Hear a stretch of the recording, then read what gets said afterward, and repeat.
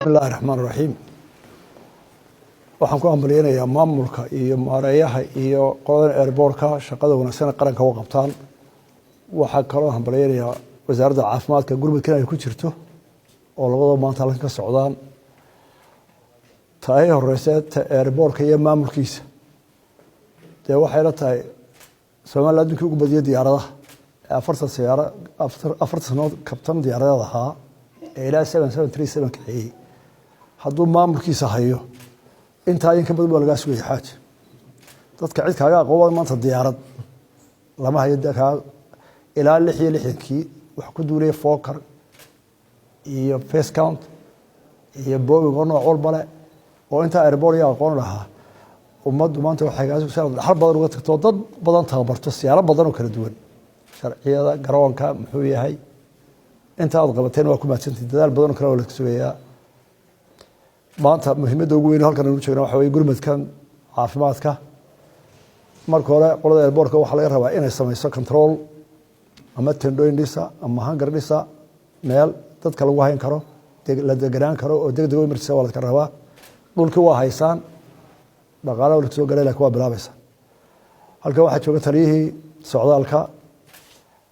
iyo taliyihii booliska mar haddii gurmadka ciidan u bal rabaa waxa la rabaa airportka rakaab ka soo degaya inanta neerasi markay firtaagta wixii ay doonayeen loo fuliyo qofka aan eegno wala iska riixay yaranteen yana wax shaqeynaysa marka waxa loo baahan yahay taliyaha immigrationka iyo booliska iyo ciidamadu inay aad gurmadkan u galaan oo baastarka soo degaya ay controlkooda qof walba in la hubiyo Axmed leeyahay kale tara wixii instruction sida amarka dhaqaatiirta la fuliyo waayo waxa la isma taaban karo lama salaami karo looma dhawaan karo marka dhaqaatiirtu ma khatarta galaysa adiga waxa ninka dusha ka qabata marka ma jiro sas khalkhal ma jiro leeyahay khalkhal ma jiro laakiin amar baa jiraaya ila wax walba laga baqayaa waa inuu halka wadadu si la falay wax u fulaa dadka kale ee ama soo dhaweynaya ama cusbal ka shaqeynaya inta ay dhaqaatiirtu u xadideen soo dhaafay waa ku ekaada ila khatar loo gali maaye dadkeenu hadii jeer waa kuwan dad jirjiira oo isu dhawaade amar diida ee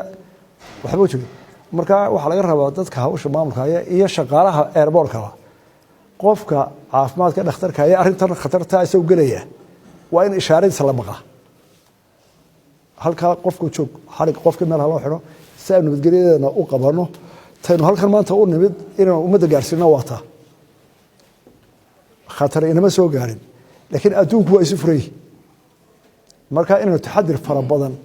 oo aan cunuf lahayn ee maamul la galo ayaa laga rabaa oo bartan jiro walkii laga soo bilaabay laga soo galay